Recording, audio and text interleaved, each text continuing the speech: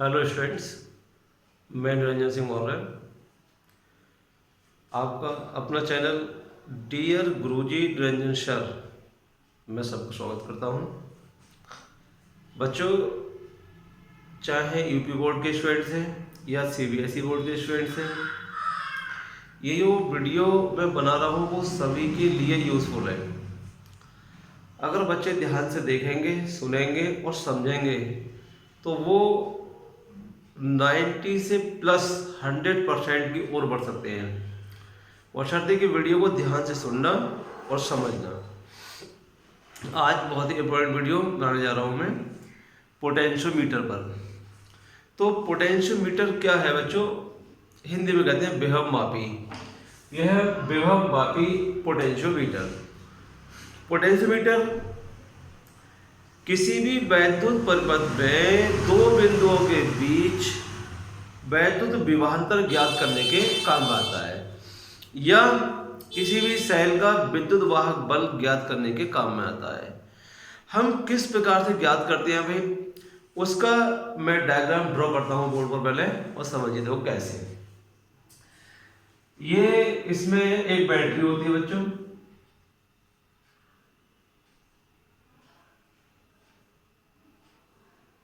ये एक कुंजी लगा दी की, और एक रियोस्टेट धारा नियंत्रक जिससे धारा के मान को घटाया और बढ़ाया जा सकता है।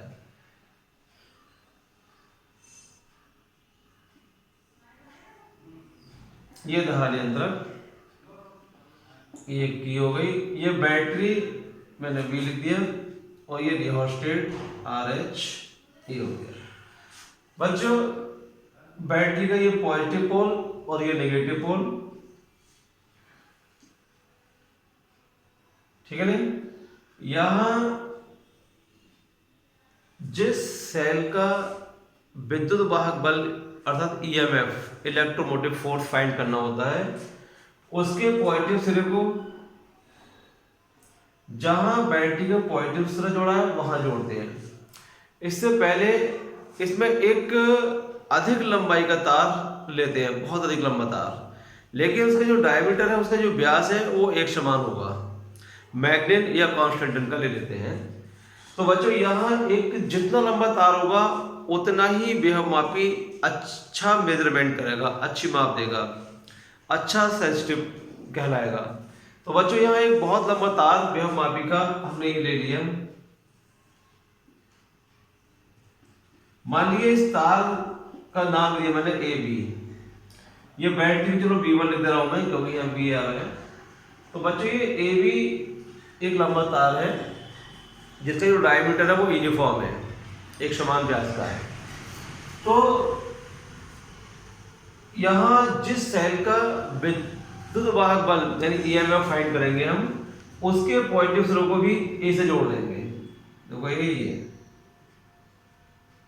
ये सेल हो गया, और सेल का ये पॉजिटिव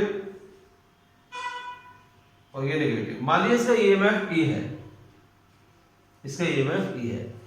सेल के पॉजिटिव सिरे का तो हमने वहां संबंध कर दिया जहां बैटरी का पॉजिटिव से जुड़ा हुआ है, लेकिन सेल का नेगेटिव पोल, सेल के नेगेटिव पोल को गैल्वेनोमीटर के एक सिरे से जोड़ देते हैं। तो बच्चों देखो, ये है गैल्वेनोमीटर, मान लीजिए ये गैल्वेनोमीटर है, और देखो मैंने ये यहां पर जोड़ दिया। इसमें गैल्वेनोमीटर का जो दूसरा सिरा होगा उसको हम एक जॉकी से जोड़ देते हैं, इसे कहते हैं बच्चे जॉकी, स्लाइडिंग जॉकी, विसर्पी कुंजी। इस जॉकी को हम तार पर टच करेंगे, यहां यहां यहां यहां यहां से पूरे तार पर टच करेंगे। ये गैल्वेनोमीटर है बच्चों। यहां पर ये हो गई इसकी रचना, कंस्ट्रक्शन हो गया कि इसमें एक बहुत लंबा तार लेते हैं, वायर लेते हैं, जिसका डायमीटर यूनिफॉर्म होगा यानी एक समान होगा, और उसके एक सिरे को बैटरी के पॉजिटिव पोल से जोड़ते हैं। बैटरी के नेगेटिव पोल को एक की और रियोस्टेट के द्वारा तार के दूसरे से जोड़ देते हैं। जिस सेल का EMF फाइंड करना होता है उसके पॉजिटिव सिरे को उस पॉइंट से जोड़ते हैं जहां बैटरी का पॉजिटिव से जोड़ा होता है, और सेल के नेगेटिव सिरे को एक गैल्वेनोमीटर से जोड़ देते हैं, गैल्वेनोमीटर का दूसरा सिरा एक जॉकी से जोड़ देते हैं। ये इसका कंस्ट्रक्शन हो गया। इसका प्रिंसिपल में जाने से पहले एक बात समझ लो बच्चों, पहले रफली मान लीजिए एक सर्किट है, उस सर्किट में देखो ये एक बैटरी लगी हुई है, एक यहां दूसरी बैटरी लगी हुई है, यह सेल लगा हुआ है, और ये है गैल्वेनोमीटर, ये बच्चों गैल्वेनोमीटर है। मान लीजिए इसका E1 और इसका E2 EMF है। बच्चों पॉजिटिव से करंट निकलती है नेगेटिव पोल की ओर, तो यहां से जो करंट का फ्लो होगा इस साइड से वो इस डायरेक्शन में होगा ऐसे, यानी कि एंटी क्लॉकवाइज, और इस सेल के पॉजिटिव पोल से करंट निकलेगी वो इस डायरेक्शन में, यानी कि ये ऐसे, वो ऐसे फ्लो करेगी अर्थात क्लॉकवाइज। ये क्लॉकवाइज डायरेक्शन हो गई। तो बच्चों क्लॉकवाइज और एंटी क्लॉकवाइज डायरेक्शन एक ही सर्किट में। तो मान लीजिए इसका EMF 12 वोल्ट है, इसका EMF 10 वोल्ट है। तो बच्चों यहां तो 12 वोल्ट के कारण करंट का फ्लो होगा, यहां 10 वोल्ट के कारण करंट का फ्लो होगा। दोनों की डायरेक्शन कैसी है? अपोजिट है। सपोज अगर ये भी 10 वोल्ट का है, ये भी 10 वोल्ट का है, तो करंट भी इक्वल ही निकलेगी। जितना एंटी क्लॉकवाइज डायरेक्शन में उतनी ही क्लॉकवाइज डायरेक्शन में। क्या होगा? जब डायरेक्शन अपोजिट है तो जो रिजल्टेंट करंट होगी वो जीरो, वो शून्य हो जाएगी। अर्थात गैल्वेनोमीटर में कोई डिफ्लेक्शन नहीं होगा, कोई भी विक्षेप नहीं होगा, है नल विक्षेप होगा, शून्य विक्षेप होगा। सपोज अगर ये 12 वोल्ट है, ये 10 वोल्ट है, तो 10 वोल्ट के कारण इसका 10 वोल्ट तो नष्ट हो जाएगा, कैंसिल हो जाएगा। रिजल्टेंट EMF देखेंगे तो कितना बचेगा भाई? 2 वोल्ट, क्योंकि 10 वोल्ट तो नष्ट हो जाएगा, अपोजिट डायरेक्शन है। तो 2 वोल्ट जो एक्स्ट्रा हुआ इसका, तो इसकी करंट की वैल्यू ज्यादा होगी, तो वो इसकी जो करंट निकल रही है एंटी क्लॉकवाइज डायरेक्शन में, तो जो रिजल्टेंट करंट होगी वो एंटी क्लॉकवाइज डायरेक्शन में फ्लो करेगी। लेकिन इसकी करंट क्लॉकवाइज डायरेक्शन में, तो वो 10 है, 10 वोल्ट के कारण, ये 12 वोल्ट के कारण इसकी स्ट्रेंथ ज्यादा होगी। जितनी ज्यादा होगी बस वही रिजल्टेंट कहलाएगी और उसी डायरेक्शन में वो मूव करेगी करंट। बात समझ आ रही है? अगर दोनों इक्वल EMF के हैं तो करंट जीरो हो जाएगी। तो बच्चों को यही प्रिंसिपल यहां लगेगा। यहां इस बैटरी का करंट का फ्लो यहां पर ऐसा हो रहा है A से B की ओर। तो बच्चों करंट जिस डायरेक्शन में चलती है, ये जो यहां वायर है वो कंडक्टर है, चालक तार है, यानी कि हम कहेंगे कि रेजिस्टेंस इसका कोई नहीं है, ना के बराबर है। ये प्रतिरोध तार है जिसका प्रतिरोध कुछ ना कुछ है। तो बच्चों ये प्रतिरोध तार है, जैसे करंट फ्लो होती है तो वैसे ही प्रतिरोध तार में पोटेंशियल ड्रॉप होता जाता है, यानी कि पोटेंशियल अर्थात विभव का मान कम होता जाता है। तो विभव का मान कम हो जाता है बच्चों दूरी के साथ साथ। अगर दूरी के साथ साथ विभव में परिवर्तन होता है, इसे हमने पहले डिफाइन कर चुके हैं स्टार्टिंग फर्स्ट लेसन में। एक बार बता देता हूं मैं कि दूरी के सापेक्ष विभव परिवर्तन को विभव परिवर्तन कहते हैं, पोटेंशियल ग्रेडियंट। यानी कि यूनिट लेंथ में जो पोटेंशियल डिफरेंस होगा वो पोटेंशियल ग्रेडियंट विभव परिवर्तन कहलाएगा। सपोज एक एग्जांपल दे रहा हूं मैं, यह 90 वोल्ट है, या चलो 100 वोल्ट है यहाँ पर, ठीक है ना। पोटेंशियल एक बिंदु पर होता है किसी पॉइंट पर, तो इस पॉइंट पर पोटेंशियल 100 वोल्ट है। जैसे जैसे करंट इधर फ्लो हो रही है, तो जैसे जैसे हम करंट की डायरेक्शन बढ़ेंगे तो प्रत्येक पॉइंट पर पोटेंशियल कम होता जाएगा, डिक्रीज होता जाएगा। यहां मान लीजिए जैसे 90 वोल्ट, ध्यान से देखना, यहां 80 वोल्ट, 70, 60, 50 वोल्ट। बच्चों अगर यहाँ 100 वोल्ट है, यहाँ 90 वोल्ट हो गया घट करके पोटेंशियल, यहाँ 80 वोल्ट हो गया है, चलो यहाँ 50 हो गया। तो हम कहेंगे पोटेंशियल डिफरेंस। तो दो पॉइंट्स के बीच जो पोटेंशियल है उनका डिफरेंस। तो बच्चों देखो यहाँ और यहाँ मान लीजिए 100 और 90, तो पोटेंशियल डिफरेंस कितना हुआ 10 वोल्ट। पोटेंशियल डिफरेंस कितना हुआ 10 वोल्ट। जितना हम ए के निकट आएंगे भाई तो पोटेंशियल डिफरेंस जो है वो कम होगा। अब हम दूर बढ़ेंगे, मान लीजिए भी यहाँ पोटेंशियल 90, यहाँ पोटेंशियल 70, तो पोटेंशियल डिफरेंट कितना हो गया बच्चों 100 और 70, डिफरेंस 30 का हो गया। यहाँ पोटेंशियल गिर करके 60 हो गया भाई, 60 वोल्ट हो गया, यह 100 था, तो 100 और 60 का डिफरेंस 40। यानी जैसे जैसे हम इधर चलेंगे तो पोटेंशियल डिफरेंस इंक्रीज होगा। बात क्लियर हो रही है? तो बच्चों अब देखिए यहाँ ये गैल्वेनोमीटर एक ही है, मैं इस फिगर में 3 दिखाऊंगा, लेकिन वो 2 जो है वो ओरिजिनल नहीं है, बोले यही है। इसी को हम एक बार यहाँ टच करेंगे, इधर टच करेंगे, एक बार इसे दूर टच करेंगे, तो वो फिगर में मैं बना देता हूँ। तो बच्चों देखो ऐसे, चलो एक ये हो गया गैल्वेनोमीटर, ये डॉटेड लाइन से दिखा दिया दूसरे को, ये J1, एक ये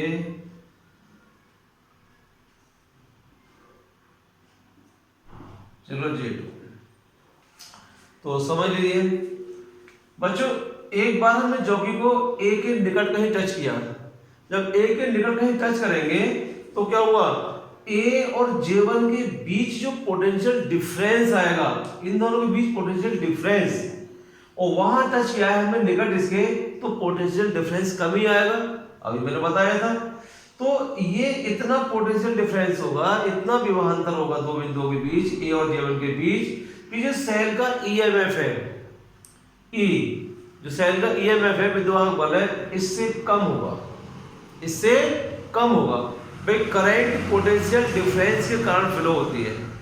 तो बच्चों यहां जो करंट का फ्लो होगा सेल से वो इस डायरेक्शन में होगा, यानी क्लॉकवाइज, और जो पोटेंशियल डिफरेंस हम इसके बीच कर रहे हैं, क्योंकि हमने यहां तार को टच कर दिया, अब यहां टच कर दिया तो इसकी करंट आएगी, इस बैटरी वाली वो ऐसे मूव करेगी इस पोटेंशियल डिफरेंस के कारण। तो पोटेंशियल डिफरेंस की वैल्यू ई, ईएमएफ जो सेल का ईएमएफ है उससे कम है, क्योंकि इसके निकट टच किया है। तो जब कम है बच्चों तो इसका जो करंट होगा, इसके कारण जो करंट होगी वो आएगी ऐसे, ठीक है ना, यानी कि एंटी क्लॉकवाइज, और जो सेल के कारण करंट बहेगी वो ऐसे। तो अभी बताया था मैंने यहाँ पर, चूंकि ईएमएफ अधिक है तो इस करंट यानी जो सेल की करंट है उसकी स्ट्रेंथ अधिक होगी, और जो इसके कारण क्योंकि इसका पोटेंशियल डिफरेंस कम है उसकी स्ट्रेंथ कम होगी, अर्थात रिजल्टेंट करंट जीरो नहीं होगी। फिर वहां भी करंट जो इफेक्टिव करंट होगी वो सेल की होगी, क्योंकि इससे कम करंट बहेगी, इससे अधिक बहेगी, तो अधिक बहेगी तो सेल की डायरेक्शन में जो रिजल्टेंट करंट होगी वो बहेगी, सेल से पॉजिटिव से नेगेटिव की होगी, यानी कि ए J1 E परिपथ में करंट का फ्लो होगा। मान लीजिए करंट ऐसे फ्लो हो रही है और ये गैल्वेनोमीटर जो है इसमें जो पॉइंटर है जो सुई है उसका डिफ्लेक्शन चलो लेफ्ट में हो गया, एक साइड में होगा, जब करंट का फ्लो हो रहा है तो कहीं ना कहीं डिफ्लेक्शन होगा, ये होगा। अब इसी प्रकार बच्चों हमने इस जॉकी को टच करेंगे, या हमने बी के निकट टच किया, यानी ए से काफी दूर, जब ए से अधिक दूरी पर टच करेंगे, मान लीजिए यहां टच किया, तो बच्चों ए और J2 के बीच पोटेंशियल डिफरेंस पहले की अपेक्षा बढ़ गया, क्योंकि यहां कम था डिफरेंस, यहां डिफरेंस अधिक हो जाएगा। अब पोटेंशियल डिफरेंस इतना हो गया कि सेल के ईएमएफ से अधिक हो गया। जब अधिक हो गया तो बच्चों बात समझ में आ गई होगी कि इसके कारण जो बैटरी की जो करंट आ रही है और जो पोटेंशियल डिफरेंस ये है ए और J2 के बीच, वो सेल के ईएमएफ से अधिक है। इसका कारण कि इसके कारण जो करंट का फ्लो होगा वो ऐसे, और सेल के कारण करंट का फ्लो होगा ऐसे। चूंकि सेल का ईएमएफ कम है अतः इसकी करंट की जो स्ट्रेंथ है वो कम होगी, इसकी अधिक करंट होगी, तो इसका मतलब जो रिजल्टेंट करंट होगी, जो परिणामी धारा होगी, वो इसकी डायरेक्शन में बहेगी, ना कि अब सेल की। मान लीजिए यहां से 5 एम्पियर करंट, इधर से 2 एम्पियर, तो 2 घट जाएगी 3 एम्पियर। जिसका मान ज्यादा है उसी की डायरेक्शन में रिजल्टेंट करंट का फ्लो होगा। तो अब J2 के कारण जो करंट फ्लो हो रही है वो ऐसे है। तो बच्चों यहाँ डायरेक्शन चेंज हो गई अब इसके अपेक्षा, यहाँ इसके कारण करंट ऐसे बह रही थी यानी कि क्लॉकवाइज, अब करंट इसके कारण रिजल्टेंट इसके कारण बहेगी तो इसकी डायरेक्शन चेंज हो गई है, यहाँ एंटी क्लॉकवाइज। तो सिंपल सी बात है, गैल्वेनोमीटर में जहाँ डिफ्रैक्शन लेफ्ट में हुआ था, अब चूंकि डायरेक्शन चेंज हो गई तो उस तरह राइट में डिफ्रैक्शन हो जाए। तो बच्चों अब देखो सुई में ये विक्षेप इधर हो गया। इससे देखो हम किस रिजल्ट पर पहुंचे बच्चों, है क्या हमारा ये रिश्ता निकला कि यहां टच कर रहा है निकट तो डायरेक्शन चेंज यानी कुछ और है करंट की, इधर टच कर रहे हैं तो डायरेक्शन दूसरी हो गई, यानी यहां सुई में विक्षेप डिफ्रैक्शन इधर की ओर हो रहा है, यहां राइट साइड में हो रहा है। इसका मतलब J1 और J2 के बीच कोई ना कोई पॉइंट ऐसा अवश्य होगा जहां ना डिफ्रैक्शन इधर होगा और ना इधर होगा, ना लेफ्ट में होगा ना राइट में होगा। इसका मतलब शून्य विक्षेप, जब इधर होगा ना इधर होगा तो शून्य विक्षेप होगा, नल डिफ्लेक्शन होगा। और शून्य विक्षेप का मतलब है कभी कोई करंट का फ्लो नहीं होगा। तो जब सेल लगा हुआ है तो करंट तो फ्लो होगी, और यहां हमने ये बिंदु इस पॉइंट पर टच किया J पर, तो यह देखा कभी सुई में कोई विक्षेप नहीं है, कोई डिफ्लेक्शन नहीं है। इसका मतलब ये हुआ कि जो A और J के बीच जो डिफरेंस होगा, पोटेंशियल डिफरेंस होगा, वो इस सेल के EMF के इक्वल होगा, क्योंकि कहीं अधिक हुआ तो इसका प्रभाव के कारण करंट का फ्लो होगा, ये कम हुआ ये अधिक हुआ तो इसके कारण करंट का फ्लो होगा। जब दोनों इक्वल होंगे, इसका पोटेंशियल डिफरेंस इसके EMF के इक्वल होगा, तो क्या होगा, जितनी करंट क्लॉकवाइज डायरेक्शन में उतनी एंटी क्लॉकवाइज डायरेक्शन में रिजल्टेंट जीरो। तो हमने ये पॉइंट निकाल लिया कि भी यहाँ A और J के बीच जो पोटेंशियल डिफरेंस है वो इसके इक्वल है, तो यहाँ पर कोई करंट का फ्लो नहीं होगा। तो बच्चों अब हम इसके EMF की वैल्यू कैसे फाइंड करेंगे। हमने मान लिया थोड़ी देर के लिए कि ये जो वायर है इसकी एकांक लंबाई, यूनिट लेंथ का जो रेजिस्टेंस है वो रो है, रो मान लीजिए 1 सेंटीमीटर, तो 1 सेंटीमीटर का जो रेजिस्टेंस है, प्रतिरोध है, वो रो है, ठीक है ना। और 1 सेंटीमीटर लेंथ ही हो गई वो 1 सेंटीमीटर, और 1 सेंटीमीटर का रेजिस्टेंस में कितने ले लिया, रो ले लिया। हम देखते हैं इसका पोटेंशियल ग्रेडियंट कितना होगा, विभव प्रवणता कितनी होगी।